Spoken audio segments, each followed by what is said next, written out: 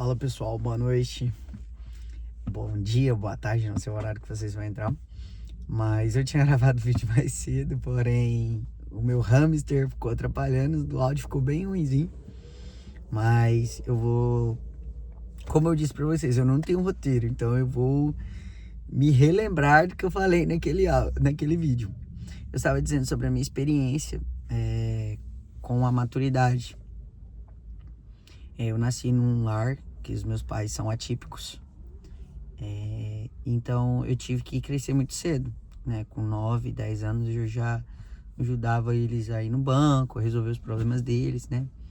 Uma responsabilidade aos 9 anos de idade. Então muita coisa na minha infância foi cortada, né? Tipo assim, passou como... Passei diferente do que hoje eu passo para os meus filhos, sabe? E na minha família todo mundo tem, alguns tinham, né, que já faleceram, problema com álcool, problema com cigarro, né, problemas com droga.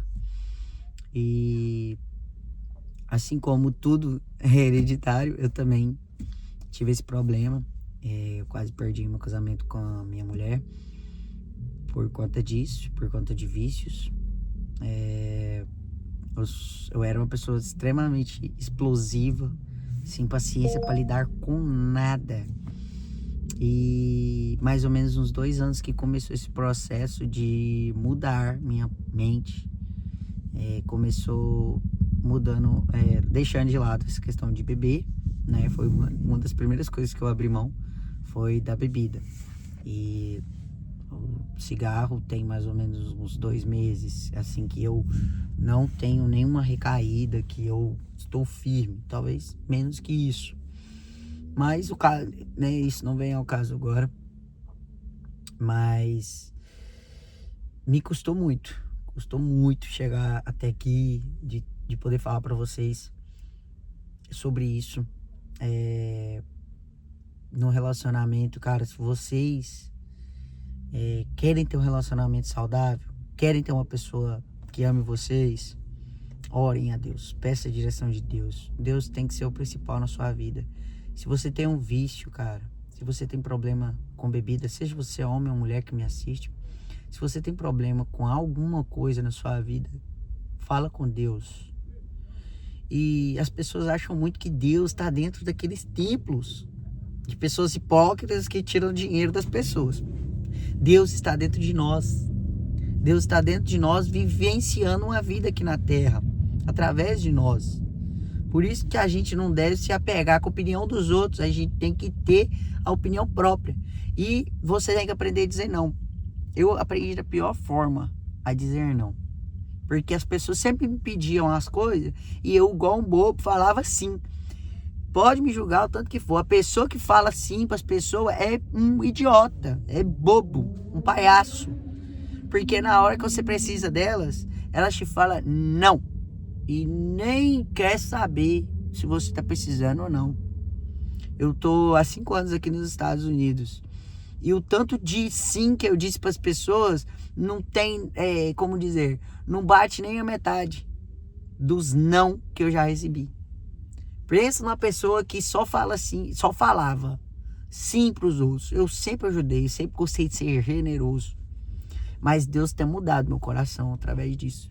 Eu era o tipo de pessoa que dava o dinheiro para a pessoa que estava ali pedindo dinheiro. Simplesmente pelo fato de dar.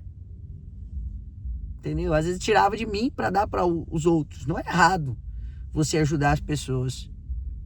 Mas e você não está sendo ajudado? Entendeu? Não quer dizer que vocês têm que sempre esperar algo em troca. Mas, principalmente familiar. Quantas vezes eu disse sim nessa minha trajetória aqui nos Estados Unidos, emprestei, ajudei. E quando eu mais precisei, eu recebi não. E, olha, pasmem, não é mãe, pai, irmão, periquito, papagaio.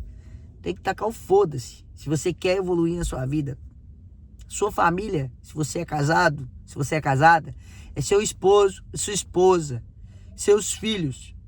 Essas são sua família. É eles que te esperam em casa. Quando você chega do trabalho cansado. É o maior prazer que existe é ver teus filhos. Porque às vezes seu dia pode estar péssimo, você chegar em casa, sua mulher preparou aquela janta maravilhosa, cara.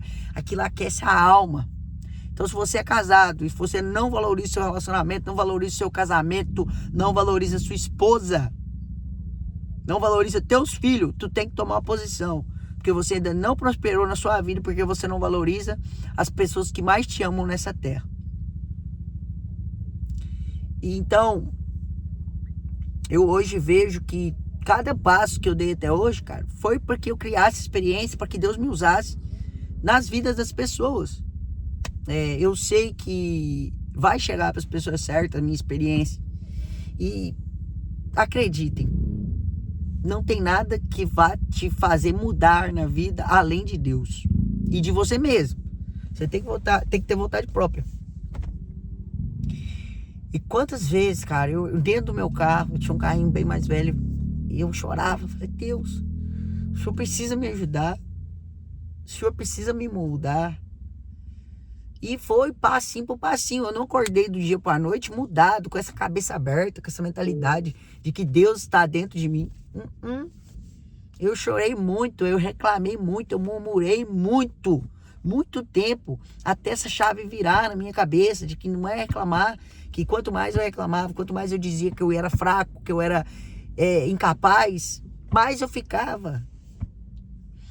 Custei a entender que Deus tinha me tirado do Brasil e me trazido para os Estados Unidos, porque a minha família eram os principais que me diziam que não ia dar certo. Eu perguntei para o meu ex-superior quais eram os nossos sonhos. E ele disse para mim, era cantar, tocar violão, jogar bola e falar do amor de Deus para as pessoas, que eles nos amam de qualquer maneira.